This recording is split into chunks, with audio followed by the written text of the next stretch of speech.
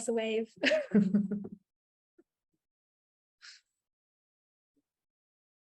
It's lovely to see you all. I see clapping hands. Lovely. Okay. Thank you so much, everyone.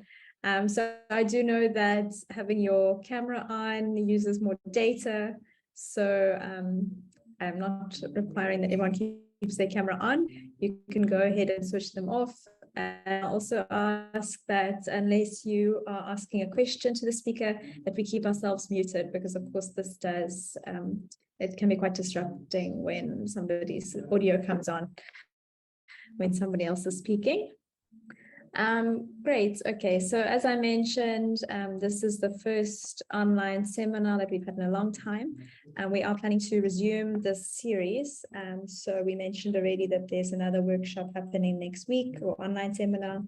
And then next year we'll be having them more frequently. We will share the topics and the dates with you next year. I know everyone is ready for a break, so they're not thinking too much about January, but we will share those with you.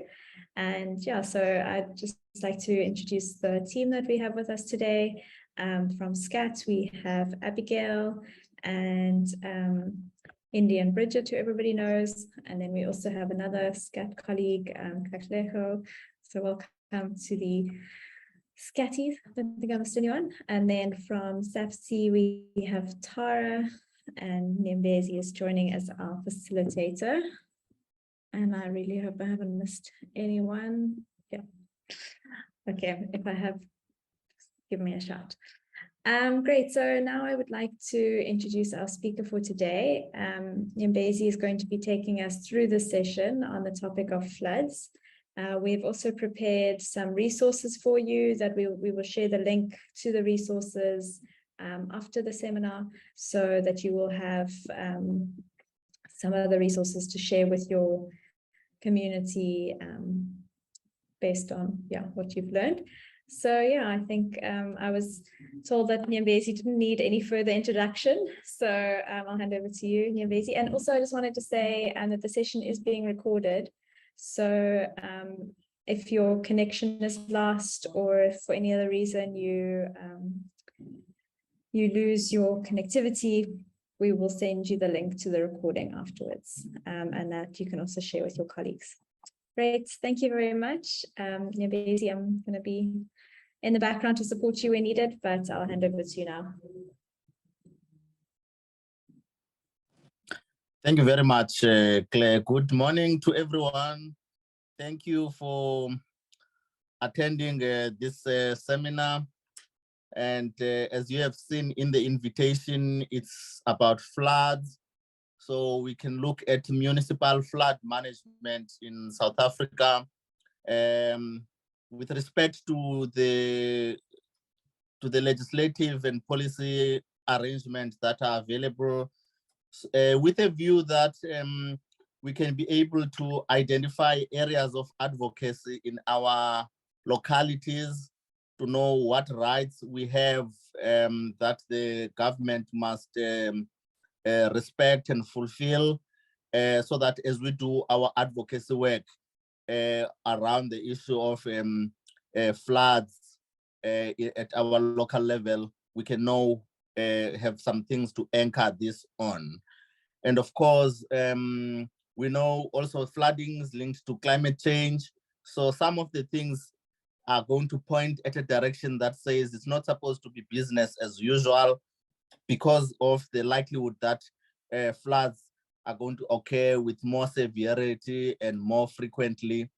So in this presentation, I'm just going to take it step by step in terms of that line of argument, but I will also be alerting you to some issues that you need to think about in terms of, is it applicable in your locality? What experience do you have of that? And what is it that we need to do to advocate for a better scenario? As to ensure that out of this workshop seminar, you are able to have some questions, some areas to think about as homework that you can reinforce the work that you're already doing.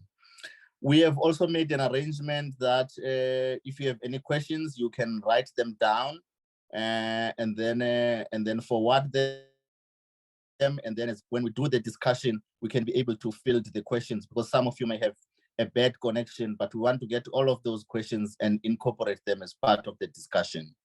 So what I hope to do is to make this input for about 15 minutes. And then maybe after 11:30, 11:35, we can then begin to have a discussion, and everybody is invited to participate in the discussion. So let us begin. So as I say, the focus or topic is about the municipal flood management in South Africa. And we know that, and I'm also drawing some inspiration from some of the work we did with the colleagues like Angela van der Berg at the University of Northwest in Potchefstroom, and other colleagues. So when we're looking at this topic, I thought maybe that angle could work. So as we know, natural disaster losses and people's exposure to national hazards are increasing all over the world, because this human-induced climate change is likely to result in continuing upward trend in the occurrence of natural disaster. And the recent studies, they indicate that flooding is the most frequently occurring natural disaster. In the urban context, flooding impacts more people than any type of natural disaster. And in South Africa specifically, climate change has resulted in infrequent but heavy rains, flash floods, punctuating the normal arid conditions. You will remember at our Learning Festival, we shared videos about floods in areas in places like Pakistan, in places like Durban, and we had a bit of a discussion in terms of how, for example, what is happening in 2022 has got such a big magnitude. So this is why we are also focusing on this, because, for example, between 2011 and 2018, South Africa experienced severe flash flooding in several of its urban areas. And the occurrence seemed to have increased as a result of, it resulted in damage to infrastructure, to agriculture, property, human health, and well-being. And I'm listing those things because it's also about wanting us to think about the devastation that happens along those lines: infrastructure, agriculture, property, human health, and well-being. Of course, South Africa boasts an extensive legal framework for disaster management, including laws and policies on other matters related to disaster risk reduction. Nevertheless, the extent to which governments, specifically at municipal level, are legally bound to prevent the damage caused by natural disasters remains unclear. And I think it is that element of lack of clarity that brings us together today, because it means we still need to advocate for clarity on those things, for uniformity, and also for something that now takes into account that there's also climate change. So it should not just be a stopgap, it should be something more sustained. Of course, I will make mention in terms of the applicable laws to look at this duty, and maybe some examples of just two case studies in terms of the case law, in terms of how also the courts have dealt with the issue of flood management at municipal level. Two cases, one in Overstrand municipality here in the Western Cape, and also one in Nkosikhulule municipality in Gauteng. Because I think the importance of just touching on these two cases, it will also be about saying at some point we might also need to litigate, to take matters to court as part of advocacy to enforce what government needs to be doing. So as we know, natural disasters, they occur in many forms, and then floods are part of that.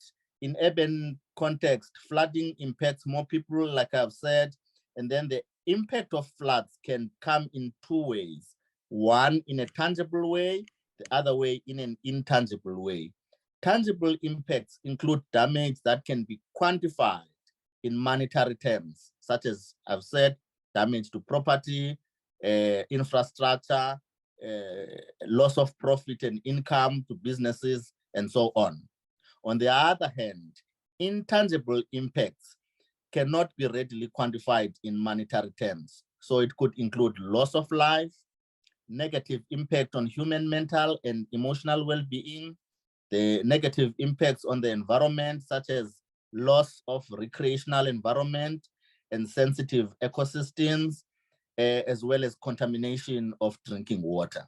So it would then mean that in doing our advocacy work, we also, in understanding the impact of floods, need to have those categories in mind in terms of what is tangible loss and what is intangible loss. So we also know that there isn't that much universal definition of what constitutes urban places. But when we look at floods, we can say flooding affects all types of human settlements, including smaller ones, but there will be a difference in that in rural areas, flooding may affect larger areas of land and affect poorer people who are most vulnerable. Of course, it will also apply in peri-urban areas. But in urban areas, it affects more people and it is difficult to manage.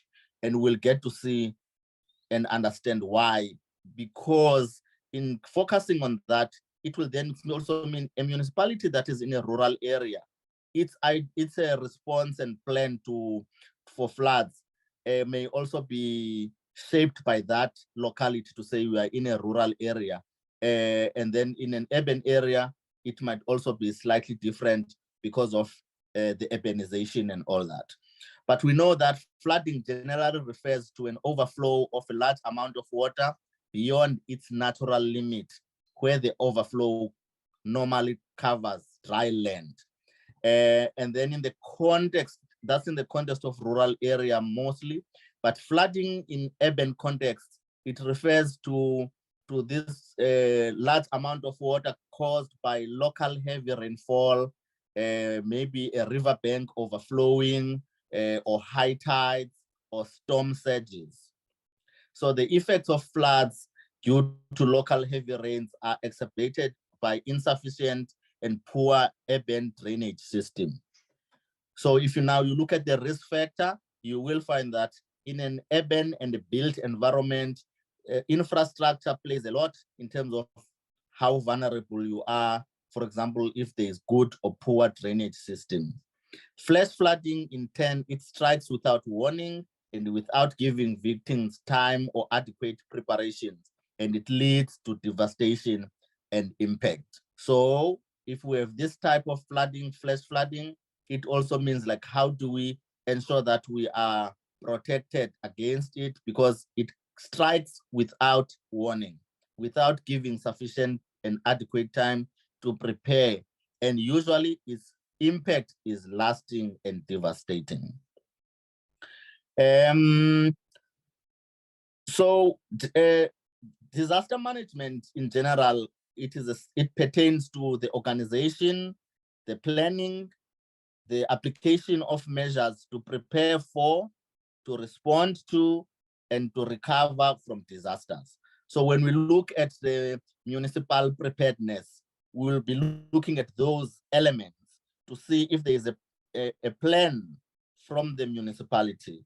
And then if that plan contains application of measures that will help to prepare, to respond, and to recover from disasters. And of course, it means our input will be about strengthening that document to make sure that it adequately speaks to that need. And of course, as I've said, there seems to be this uncertainty as to what extent is the municipality responsible for dealing with floods. And in some cases, it could be like, no, this is sufficient or this is not sufficient. For example, in the case of Western Cape, Hermanus, but in another case, it would be like in Gauteng, no, the municipality is supposed to do more. So we'll have to look at those elements so that we can hold our municipalities to account. And of course, we know South Africa is prone to floods because of its topography and its risk profile. There are areas that are low-lying. There are areas that are near riverbeds. But what is most important is that historically, where people lived and how they lived because of apartheid, there were some settlements that are in unsuitable places. So in the floodplains, along the riverbeds, and because of that, and that is what we've seen in Durban, because of that, you find that there is still a large number of people who are vulnerable to this day because of those historical settlements, some of which have mushroomed recently, where people will just put up a settlement in an area that is prone to floods. And it means that we need to know that we are sitting in that time bomb in terms of just where the people are located. And of course, we have the Disaster Management Act as one of the important pieces of legislation to deal with floods.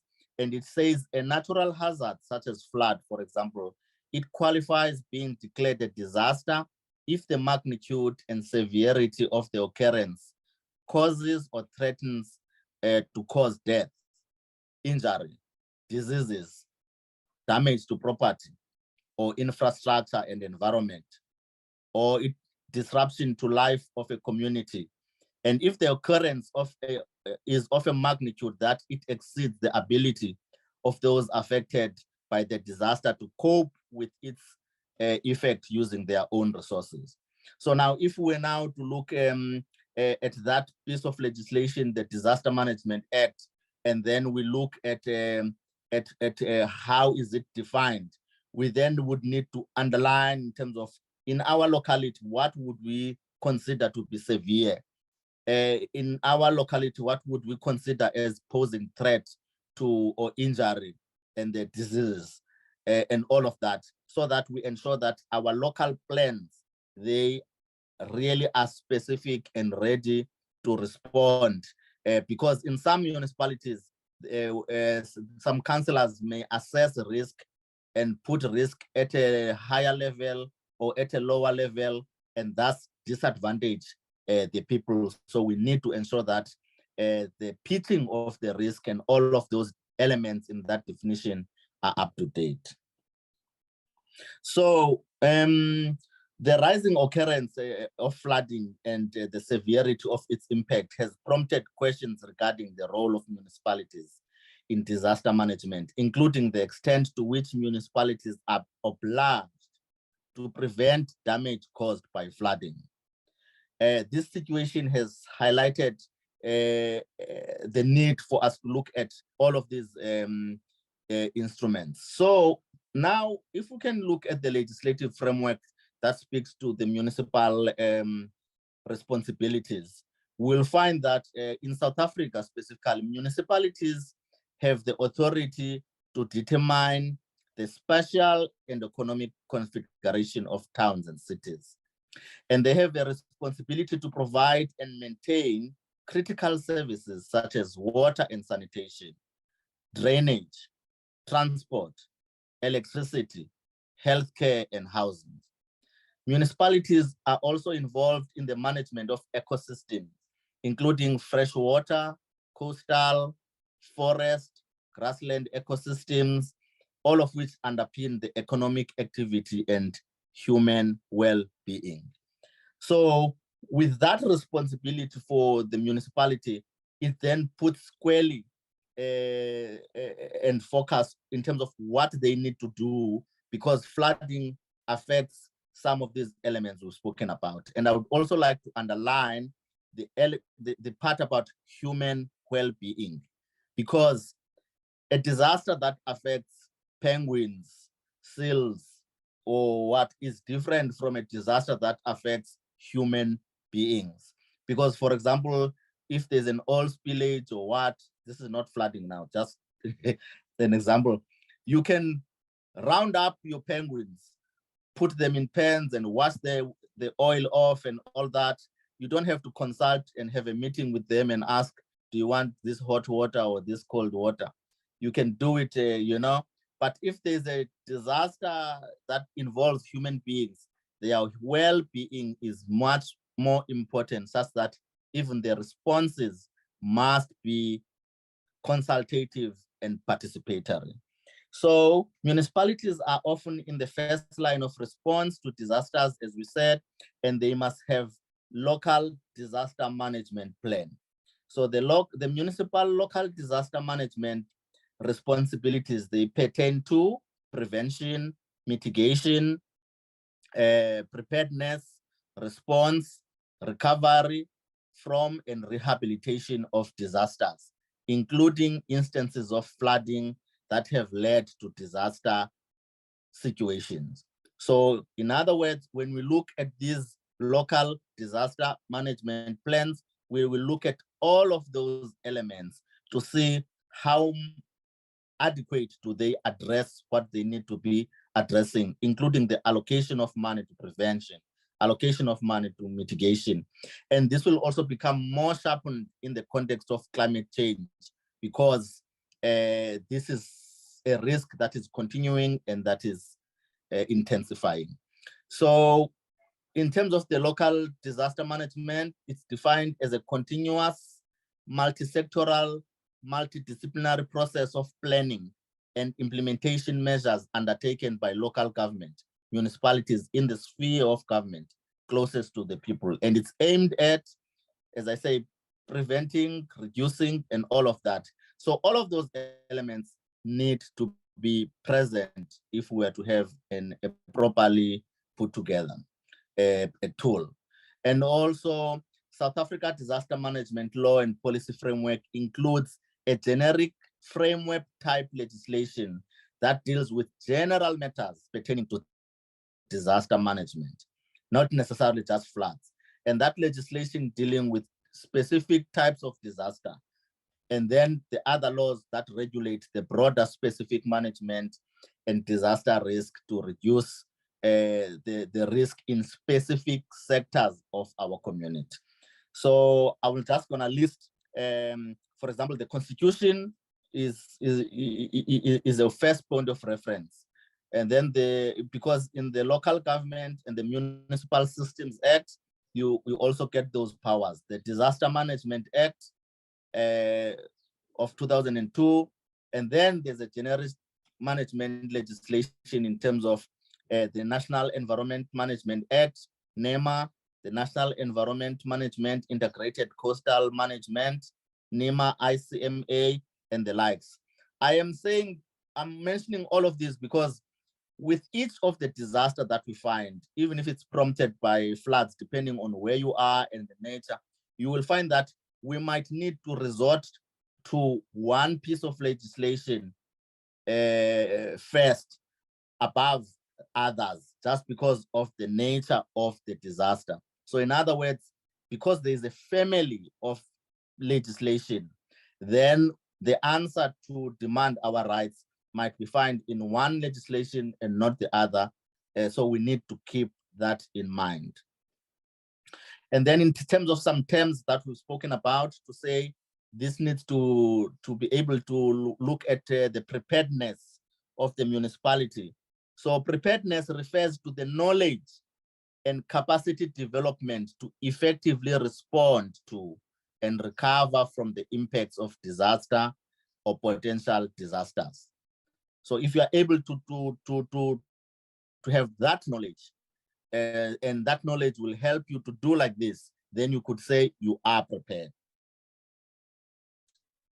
Response refers to necessities. It necessitates the provision of emergency service and public assistance during or immediately after disaster in order to save lives, reduce health impacts, ensure public safety, and meet the basic subsistence needs of people affected by the disasters. That is the response element. Social relief of distress, taking people to place of safety, public halls and all that, temporary shelters. So all of that falls under the response element, and that would need to scrutinize to see if we are up to scratch in terms of each one of our municipalities. And then lastly, recovery and rehabilitation entail decisions and actions taken after a disaster, and they are aimed at restoring the living condition of the stricken community while encouraging and facilitating adjustments to reduce disaster risk. So that recovery is important because also people need to be involved. It doesn't help to take people back to an area where they will again be subjected to similar risks. Hence, we need to make sure that the recovery part is the one that also speaks to this. And so quickly, in terms of the Constitution, we know that the section on environmental rights is quite important because in the Bill of Rights, it says everyone has a right, including an environmental right, that places a duty on all three spheres of government to take responsible measures to secure for everyone an environment that is not harmful to health or well-being. So that is very important. Because climate change and related disasters such as floods, they have a potential to affect people's health and well-being.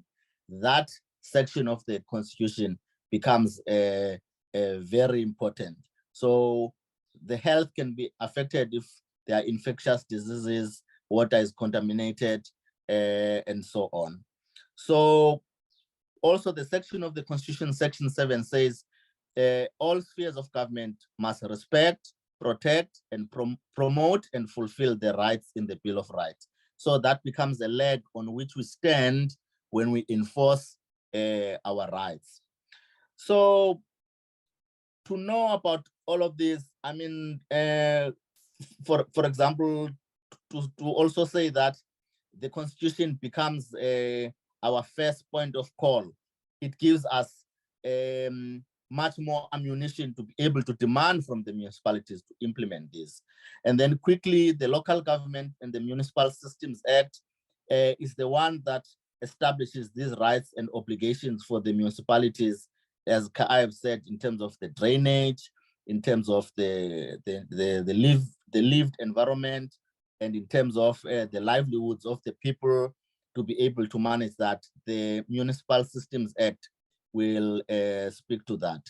But again, the Disaster Management Act that I've also spoken about, it relies on the local disaster management plan to say that the municipality can approach can declare a disaster in an area if we have the floods, and in so doing, it means it must amass all of its resources to be able to respond to the situation as an emergency. And it can call on the other spheres of government to assist in cases of that, but they must have that management plan to be able to do that.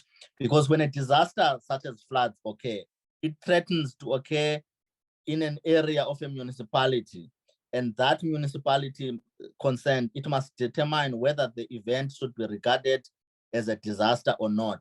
And that is when our inputs make sense. And then in addition to the plan, you will also know that the municipal disaster management framework is a strategic policy for disaster management in a municipality, because it defines the appropriate vision for and approach to disaster management and disaster risk in all of our areas. So it's something that we need to finalize on.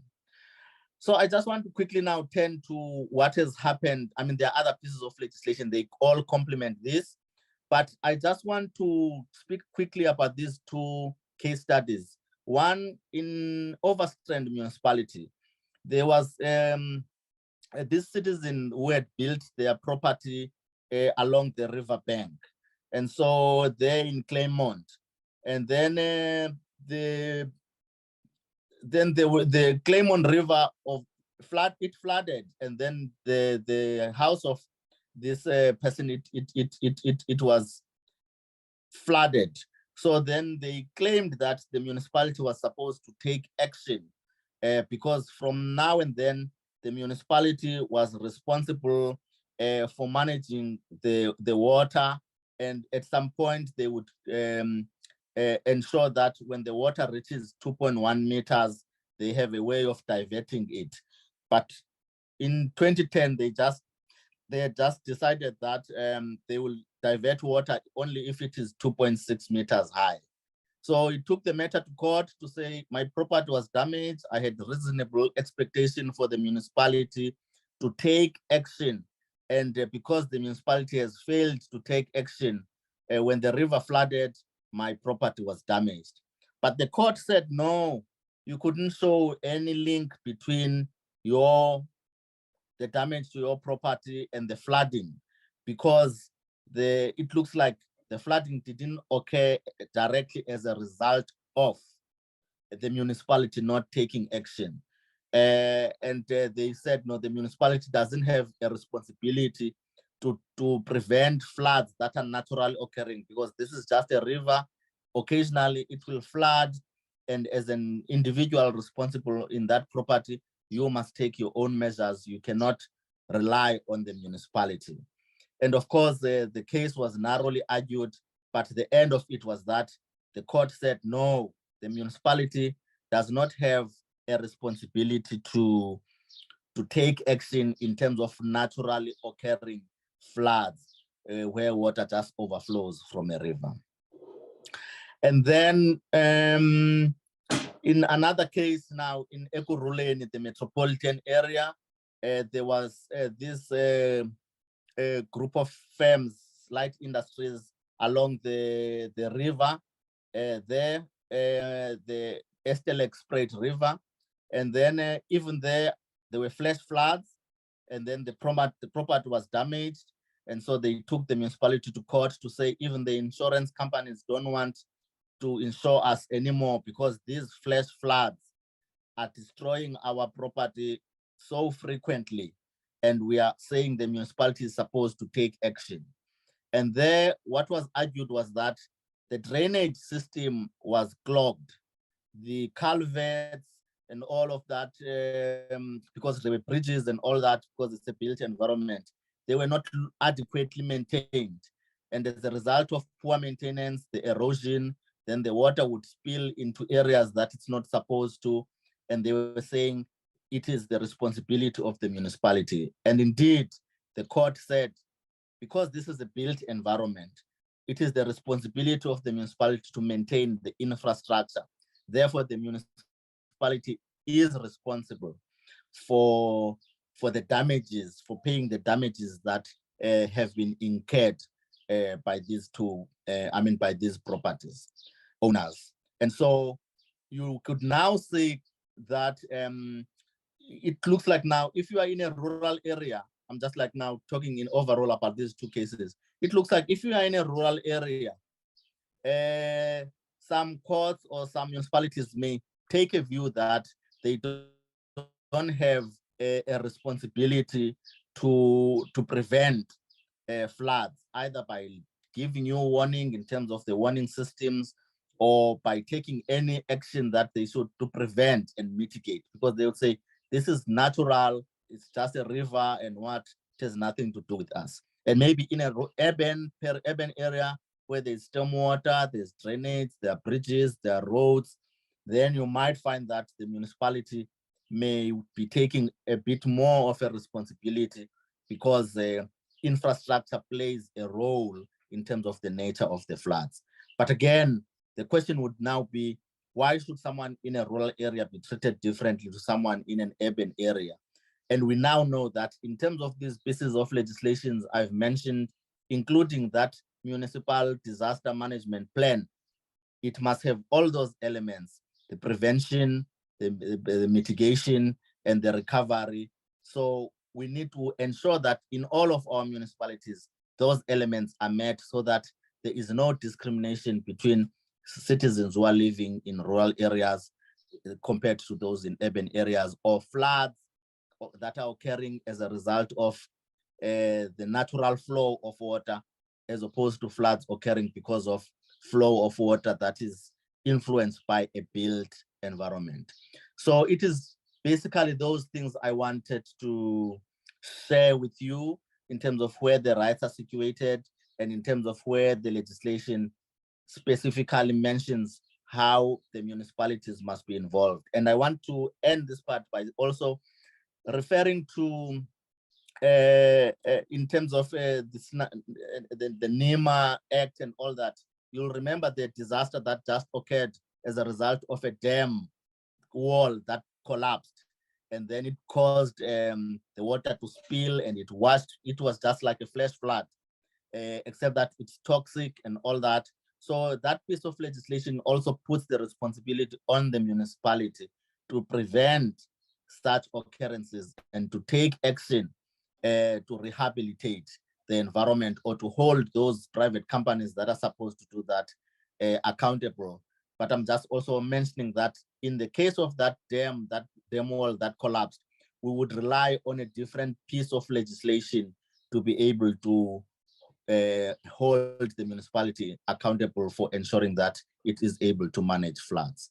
So thank you. I would like to stop there in the hope that in the course of the discussion, we'll be able to highlight some more areas that we have an interest in, also pointing into the area where you can be able to use the law, the resources that we provide to ensure that in your municipality, you are up to date in terms of preparedness to deal with floods. Thank you.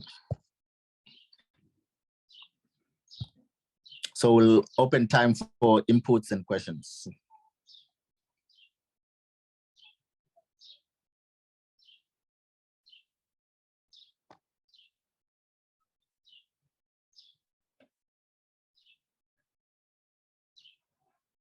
If you have anything to say, you can unmute yourself and introduce yourself and make your input.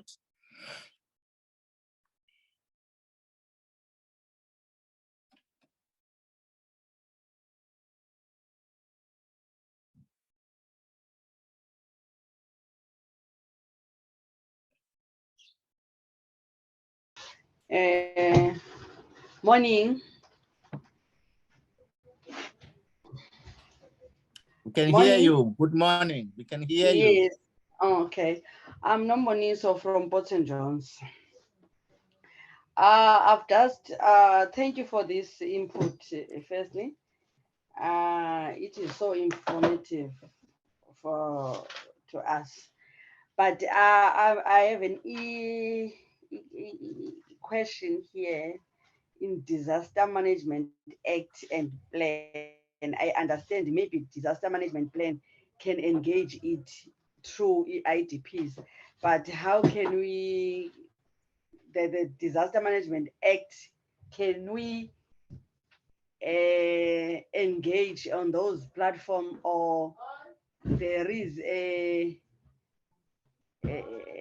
or which platform can we engage these things? Because some of them in those IDP outreach program, we don't hear about it. So I just checking as paralegals now, or as advice officers, can we get training in these acts so that we can have a clear understanding of them before we engage, or there are platforms for us to engage? Thank you. Thank you. I think that the aim is to create that platform and approaches to engagement. I'm saying approaches to engagement because you'll find that in this room, we have different experiences in terms of level of engagement with our municipalities on the issues of disaster management and floods and the IDPs. So, but I think that one of the process that could fall is like to look to see, for example, if we were to say, here is the homework for us all to take with. Find out from your municipality, is there an integrated development plan? So that you'll be able to look at that integrated development plan. What does it say about disaster management? What does it say about floods? And then the integrated development plan will be a product of that planning process, the disaster management plan, you know. So it's like, oh, okay, you've drawn this IDP from your local disaster management plan. So we then ask from the municipality, share with us the local disaster management plan. And then it will, in that plan, you'll also find that it provides the scenarios. What are the risks in your area? What is the profile of your area and all of that? Then the IDP is supposed to make the process to work in terms of actioning it. And then in our interactions, then when we have those documents, and then we can then look to see if indeed the plan that the municipality is talking about, is it in compliance with the Disaster Management Act? Is it in compliance with the National Environmental Act in terms of how it prepares everyone to be ready for disaster, and how it responds? It seeks to respond when we have floods, and how it seeks to implement recovery and rehabilitation aspects of implementing that. So yes, the IDP is a document to look at. The local disaster management plan is a thing to look at, including what these documents say about spaces to engage. For example, we adopt the IDPs or an amended ones on the 31st of March. Before we do that, as a municipality, we go out to communities to hear their views, and we open the process of consultation from January and so on. And then we adopt a budget that is linked to this at the end of June. So then you get all these hooks, so that when you look at the document, you are able to see if what is in it might match with what we could be a checklist of things that it is supposed to contain. Yes, there will be a general way of doing it, but there might not be a uniform of doing it in this room, in the sense that some of us are more advanced in our engagement compared to others. And I also want to point this, also because we come from different categories of municipalities, some local, some district, some metros. You will also find that those nuances also play a role in terms of how detailed your plan should be and how extensive it should be. I hope I've answered. Thank you, Mr. Nyembezi. I'm fine. Anyone else? Could just be your input, could just be your questions directly, indirectly. If, for example, this has triggered some thought to you, this is the space to just share.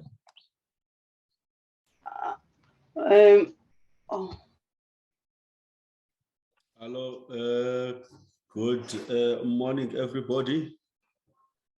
I like the fact that you are mentioning that organizations should check with their municipalities, especially check whether the municipality is having any plans around the issue of disaster management. Because I think that can also help in terms of resource mobilization. And also because it might happen that municipality also, in terms of their plan, they have certain planned activity for that specific area. And I think that can help a lot. And also in terms of planning for the LDAs, in terms of their strategy moving forward, I think that can help a lot, so that that can also strengthen the relations between the municipality. When I visited I think Maspagameni, I think Kuha municipality were able to invite Maspagameni to their IDP planning process after discovering that Maspagameni is having financial resources around issues of climate change. And that also helped in terms of cementing, you know, the relations between the LDA and the municipality. Because the minute they know that you are involved in this area, then they will start also recognizing, you know, your role within that locality of the municipality. I thank you.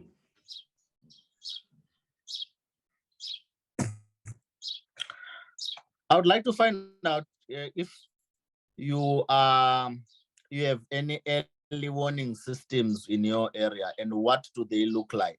What does the municipality, what does the community, what do stakeholders do to warn communities of impending floods? And does it work? Anybody?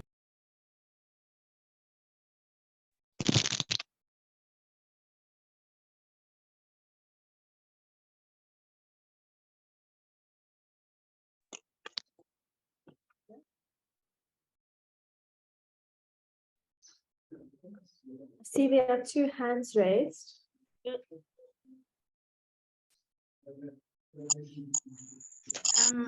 Good morning, everyone. We are from the rural place of Ngamakwe, where we run Kiniha Rural Advice. My question is, say there is a number of homes, and these homes, they belong to the owners, but they are built near a road. So on this road, like flooding happens. I believe you made an example in Jena, and I want to find out, does the municipality, after the flooding happens, does it have a mandate to be liable and held responsible to fix that road? Or is the flooding, the damage that it causes under the, in the hands of the house owners? Say maybe there's 3 or 4 houses built next to this road and it gets damaged by flooding. Who is held liable to rehabilitate that road and develop it?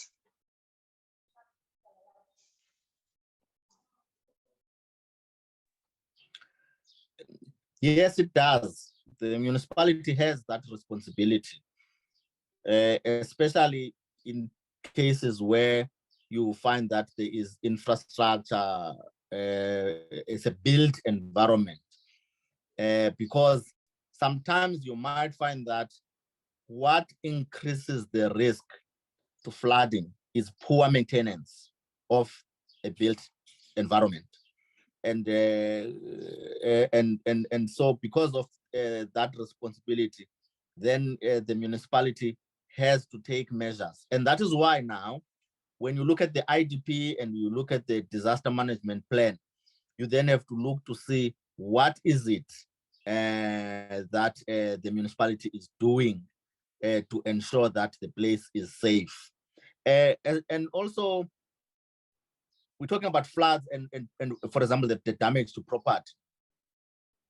But this may also extend to contamination of drinking water.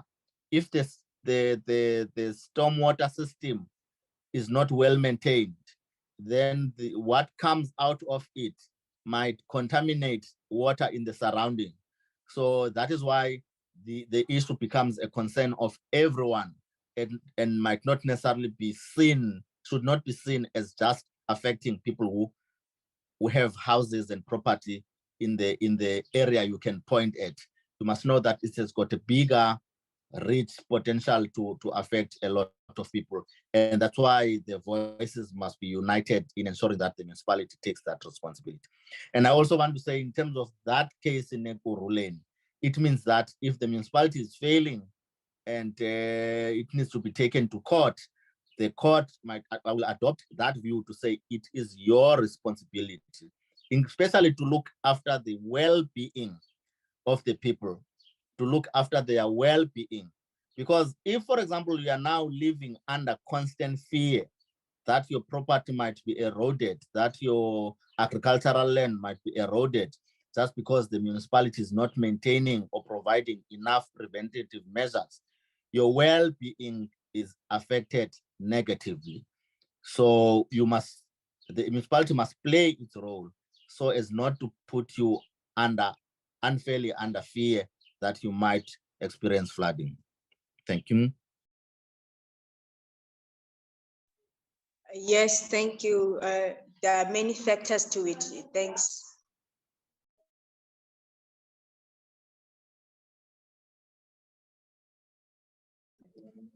Anyone else? Anyone about the early warning systems?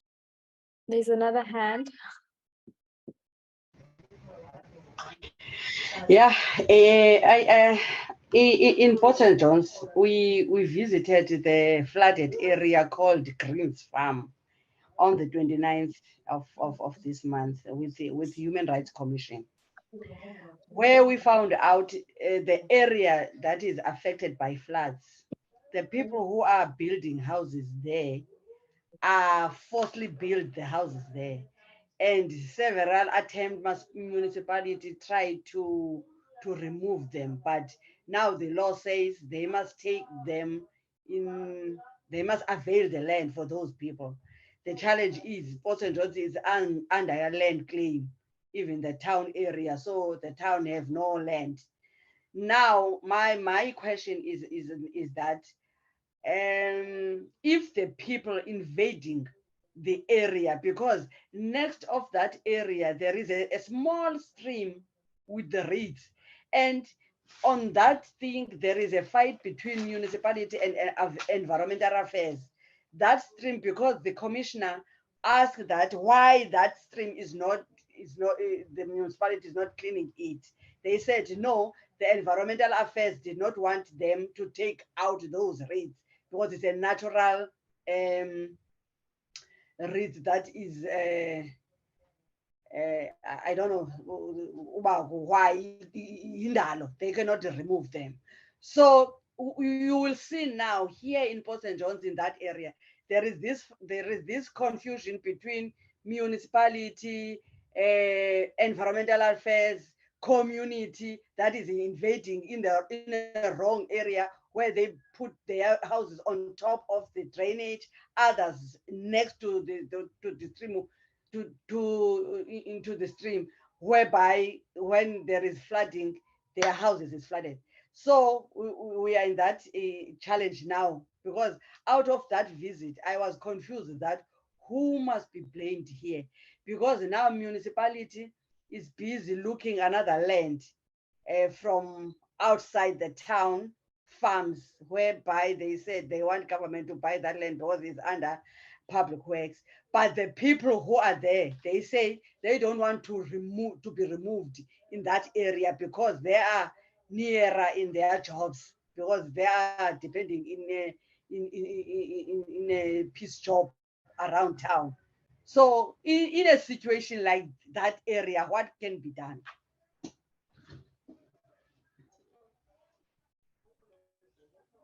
The people are invading.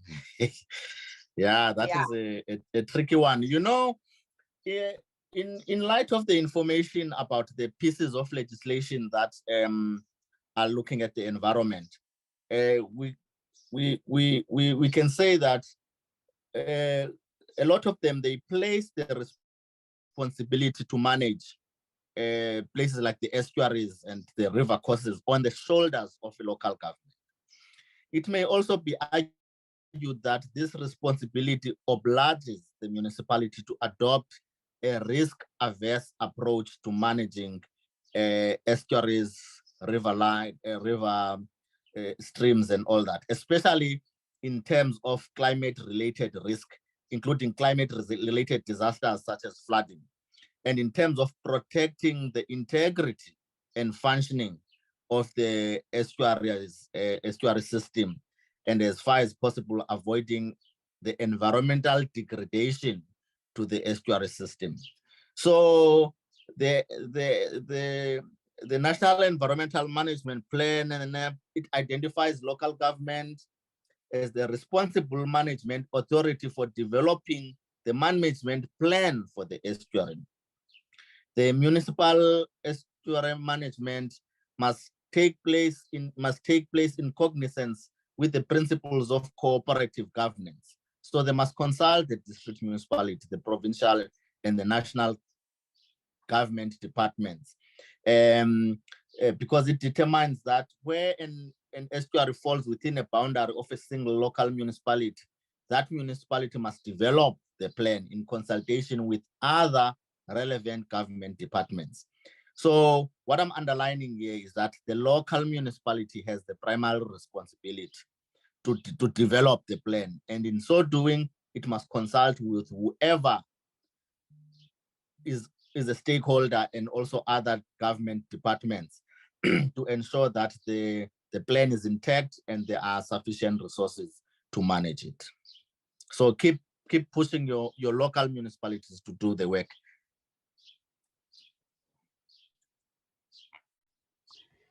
Hey, Mr. Nyembezi, you know, I'm sorry to not raise up my hand. You know, we were with the councillor in that area. Then we end up called the manager. Who called the engineering? No, it's not engineering. I don't know which manager, but we end up infrastructure. Yes, infrastructure manager from the municipality. When you listen from both of them, they take the ball to other person. I understand you now. You are saying they are the primary people who are responsible for this.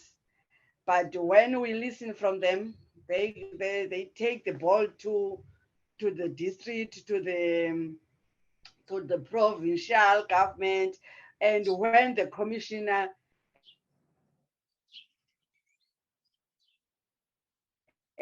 follow up question if that municipalities do these other partners, there's no such. It's only meetings. You see, but it's a long way. We are here. We are here to fight for this. Okay, thank you. It's just a comment now. Thank you very much for that. And I think that now points to your area of advocacy in terms of what gear must you shift into to be able to get that done. Because now if we were to have your documents here and basically working your advocacy plan and your inputs to the municipality, we will be able to refer to specific sessions of the NEMP Act and say, look, Regulation 5 says this, Section 34 says this, in terms of putting the mandate on the local municipality to be the one that must develop the plan, doing it in consultation with others. It must be the one that oversees the implementation of the plan with the assistance of any other stakeholder departments that must work.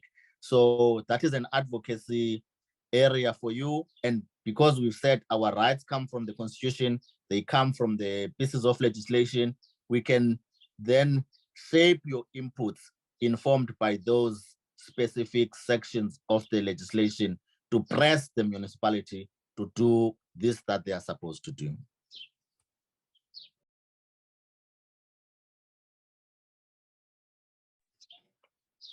Anyone else? Hi, good day all. I do have a question. Sorry, this is Washila Douris from Salda LDA in Gravater. We don't have a flooding problem. The problem that we do have is drought. Recently, about a month ago, we received knowledge that one of the farmers that owns private land on which there is 2 boreholes from which that borehole supply water to the Lambert's Bay area and part of the Gravater area. And that farmer, he actually denied the municipality access to enter the ground because it's private owned ground. What I really want to know, and then the other issue that we do have is when it's load shedding, we also experience a water issue because like they said to us, because of the load shedding, the reservoir can't pump. So to a degree, I do understand that, but water is one of our basic human rights to have access to water. And how do we actually hold the municipality accountable for that service delivery? Because it's really getting your dignity is being taken away there. Because as warmer as it's getting drier here by us. So if you can please maybe inform me how, as an LDA, what we can do. Thank you. Oh, thank you very much. Yes, I could hear your voice. I could recognize your voice. Look, the first overall answer is that we will be having another seminar focusing directly on droughts. And we will still be talking along the same lines. The Constitution provides the rights. The same pieces of legislation would provide what needs to be done in case of drought under different schedule. And then we look at it in detail, just because droughts are different from droughts in terms of what needs to be done, the response, the time sensitivity, and all that. So we will have we'll have another session to do that, in the same way as we will have another seminar to look at food security as affected by droughts and floods. So climate change and natural disasters, so that we can look in detail. So today's session is just more about floods. But again, in coming to answer you, yes, the municipality is still primarily responsible to take action to deal with the situation, because the principles that guide this is that, and they are applicable to all spheres of government, including local government, is that there must be precautionary and preventative measures taken, and they require that the municipality must take risk-averse and cautious approach to apply these measures. And it must take into account the limits of the current knowledge that people have about the situation, the risk they are facing, so that the decisions they take and the actions must be informed by having first empowered people to have sufficient information as to what needs to be done. But the duty of care is there. But I won't be able to say much now more about the droughts, just because we need to switch onto another section. Okay, thank you very much. Nyembezi, I see there's a comment from Mount Fletcher in the chat. Not sure if you put something you'd like to respond to. Here in Mount Fletcher, our local municipality does not comply with the Disaster Management Act, because if there's a crisis, they come for reports and they take pictures of infrastructure that got damaged, but they don't do anything about the situation. They just relax as if there's nothing that happened to our local community, and after certain years, they just come and put something like bungalows and make a lot of excuses about the delays. Yes, you see, that is what now brings us to the need for us to be there as to advocate for these rights, to make sure that the plans are in place, the plans are proper, and the plans are implemented. So in other words, if you are in Mount Fletcher and now you want to look at the IDP and you want to look at the disaster management plan, you will look in terms of those three elements we've spoken about. The preparedness.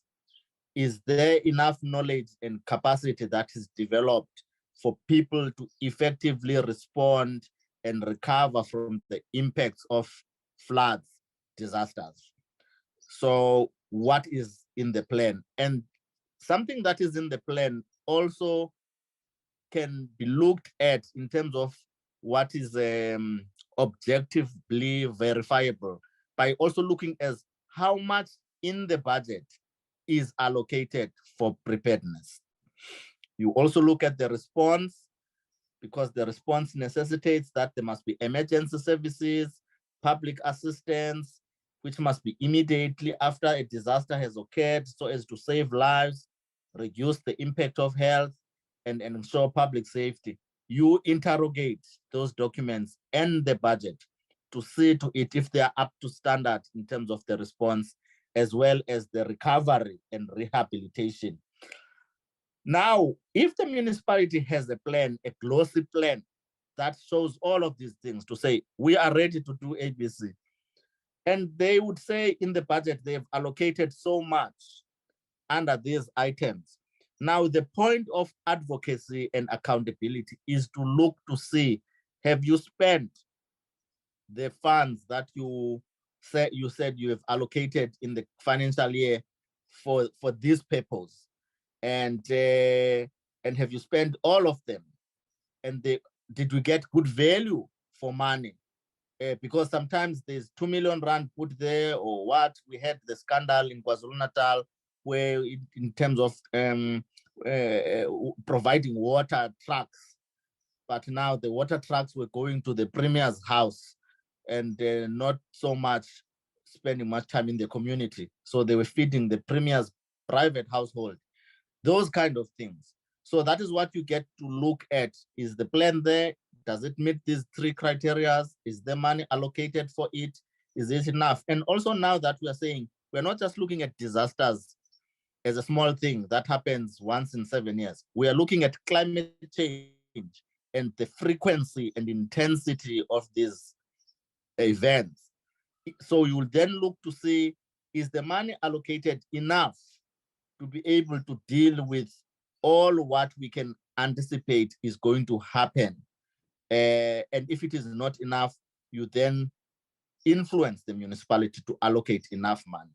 The other thing that you'll also see is that sometimes the money is there, let's say 1 million rand, but you will find that in terms of what could be seen as competing interests, the municipality may think that let us spend the money in areas where we can get tenders and pocket, and not prioritize it in areas that are going to benefit people. So maybe they want to spend it in areas that are going to benefit a few people, the elite, instead of spending it proportionately to be able to develop, to benefit the bigger number of the population where the need is greatest and where the vulnerability is highest.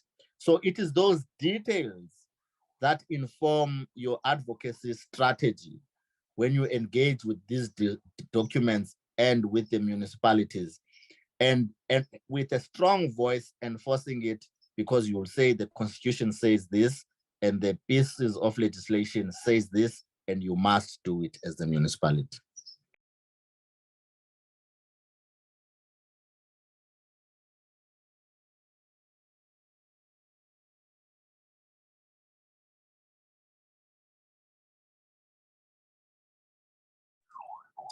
Anyone else? Anything to share? Anything to ask?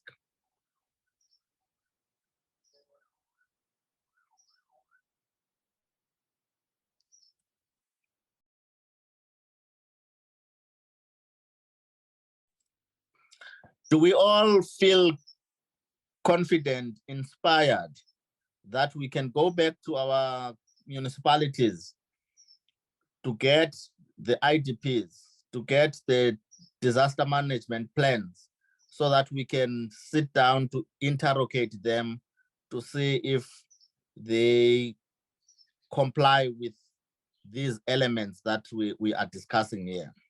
Is it something that you think we can be able to do? I'm also asking because in terms of all the seminars we're talking about that we're going to be doing, we are mindful of the fact that only in 2021, November, we had the elections for the local government. The councillors that are in office now They are at the beginning of their 5-year term mandate. And so they are supposed to be new brooms that sweep clean. The IDPs and other plans have also been revised or are in the process of being revised, informed by the fact that the municipal councils are new, fresh from the elections last November. So there is space in our municipalities to be able to interact with the councillors to ensure that the IDPs and the plans, they speak to disaster management, to climate change, to floods in terms of this workshop. And there is that space. So the question is like, are we confident that it is something that we can dive into to get those documents, to work out a plan that will influence the decision makers?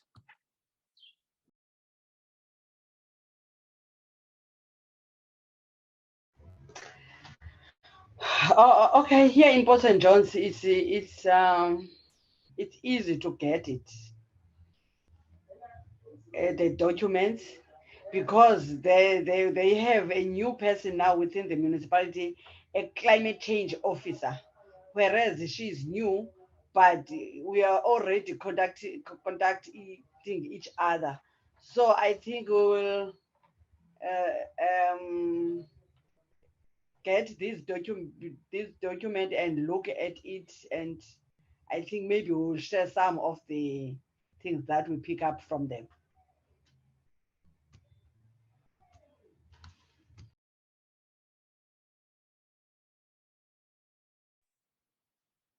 Anyone who thinks they would have a difficulty in getting hold of the documents and getting hold of the councillors to have a conversation? Good morning, everyone. I think here in Nkosikhulule we are going to struggle to get those information because we don't have a valid local municipality. So we have to take the journey to go to unclear to ask for those documents, but we are going to try by all means to ask for those documents. But if we get it, we are going to share some of the information to you.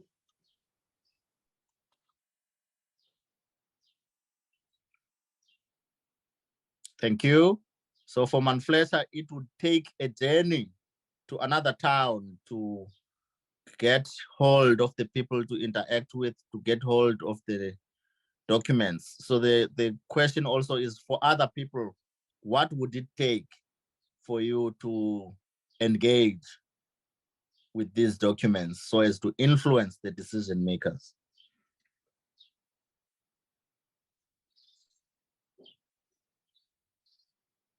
Another thing, Mr. Nyembezi, if your municipality have a website, you can access this document from their website.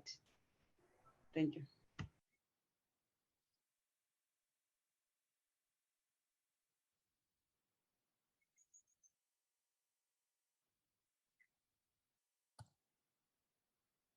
Okay. Claire, Tara, any inputs? Just to note that there was a comment from Itlango in the chat. And from Manfred, but they were repeating what was just said. Okay.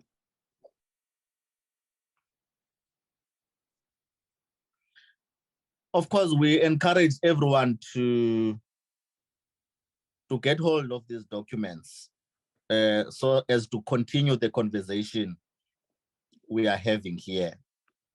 And we are available to bounce ideas, to talk one-on-one, because ultimately each municipality, IDP, and the putting together, the adoption, the implementation, it speaks to that municipality and the conditions of that municipality. So we encourage you to do that and know that the space is available for us to continue this conversation. But we are also encouraging you with some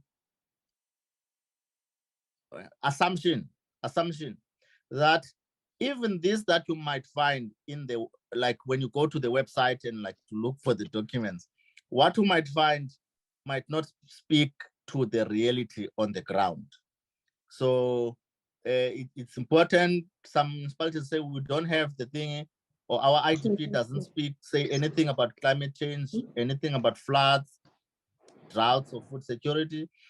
Or some may say, yeah, it does speak to that. But when you look, you have now to see, is that the lived reality that you are used to in terms of what is on paper? Because some municipalities, they just hire consultants to put these documents together and put them up, load them onto website, but they didn't consult with people, or the value and the meaning is not there. So don't be surprised if you see that you have to start from scratch, even in a municipality where the document exists and it has got some pages, paragraphs on these issues that we are talking about.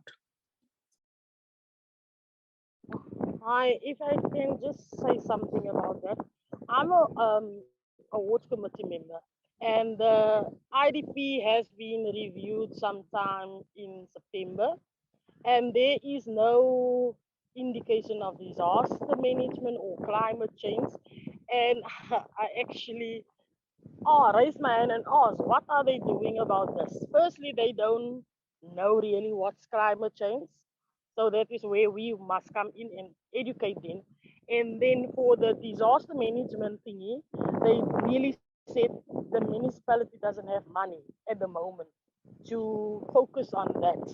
So again, my question is, we must somehow be able to keep them accountable, because we can't wait for a disaster to happen. Say, like for instance, when it was COVID, Gravater didn't have a place where you can send your COVID patients. So actually the whole of Cedarburg didn't have it. So that is the things that we have to actually to we must really find a way to keep them or hold them responsible, because what's going to happen, say for instance, when we have a flood, we don't have paved streets or whatever. It's like this red sand that's laying here, and a flood will be disastrous, really. So, like I asked, how do we keep them accountable for this? Thank you.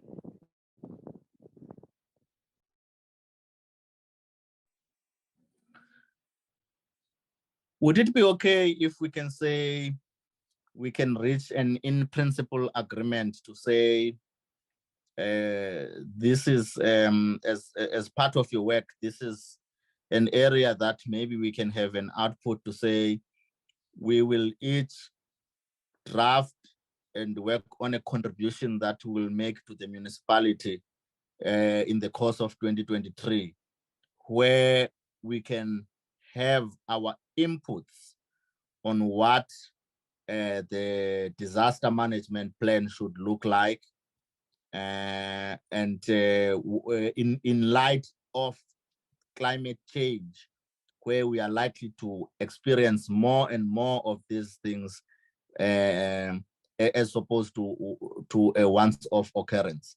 So if perhaps we can say, okay, we agree in principle that one of the things that brings us together as we do these seminars is that each one will end up with a contribution that we can give to our municipality that speaks to what we want to see in the IDP, that speaks to what we want to see, how things should be implemented. Now I'm saying, assuming that the IDP lists all of these things that we want to see, but the how part is a missing link. So we'll then make an appropriate contribution to fill the gap in the how part, so that we ensure that the municipality discharges its mandate in terms of disaster preparedness, response, rehabilitation, and so on. Is that something that people have an appetite for? Yeah, most definitely, because they need to focus on that. We won't actually, we mustn't be caught with our pens down when it happens. I mean, we must be ready for that. And it's imminent to happen. Because like you said, that it's climate change out there, and we do have to educate, and we have to keep them accountable for our communities.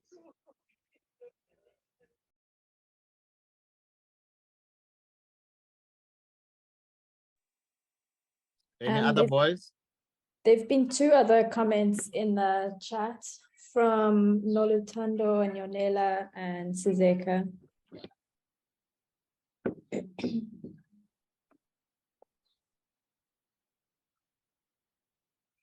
So Herschel doesn't get invited to stakeholder meetings that discuss the IDP. We always hear about the reports on the air, and since we engage with the municipality on some meetings, we try to get a platform to check on climate change, disaster, and we did not introduce the climate change program, and they showed an interest on it. Oh, yeah. So Herschel has initiated contact with the municipality, and that is going to change things, because in the past you never used to be invited. So you see, that is how you get things going, to ask what is happening, so that you can also ask them to put you on their invitation list, distribution list, and then you can also get to do regular checks in terms of what meetings are taking place on what month. And then if you have a voice, if you have something to contribute because you've read the IDP, you've read the disaster management plan, then you know that when you go to those meetings, you will have something to contribute, and that gets the ball rolling.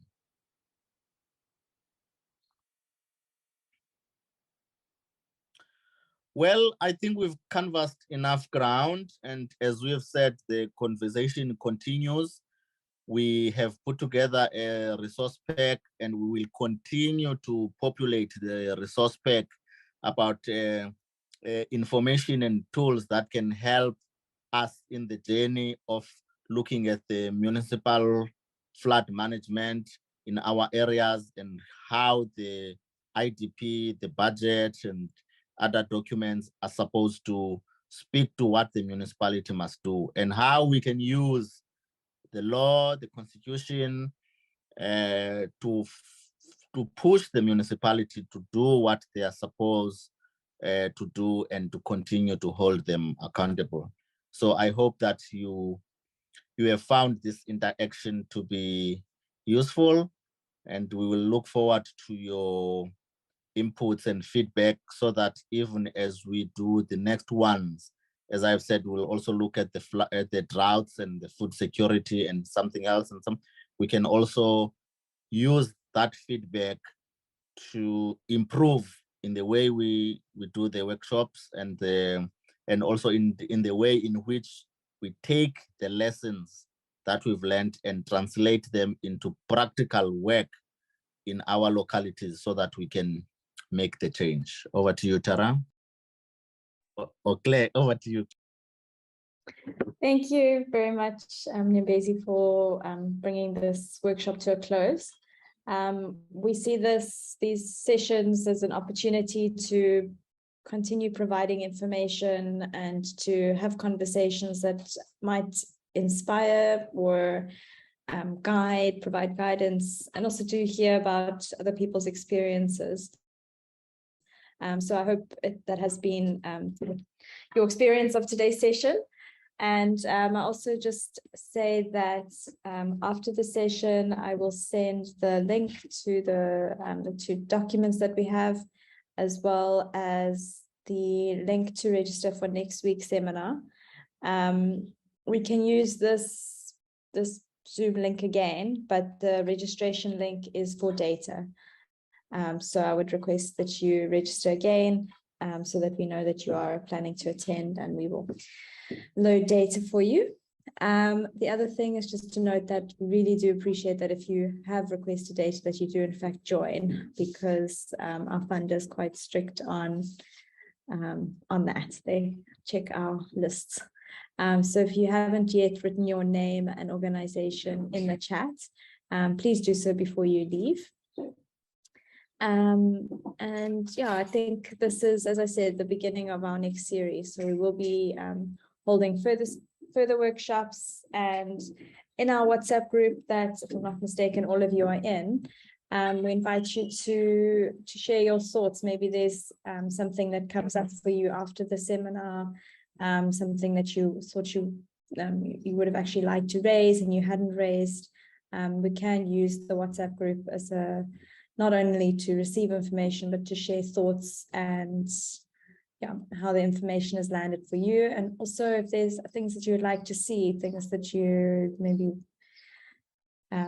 would like to see as a topic in a future seminar. So we really do invite you to participate and be active in the WhatsApp group. And if you would like to send voice notes, those are also welcome. So I think we can end the session here.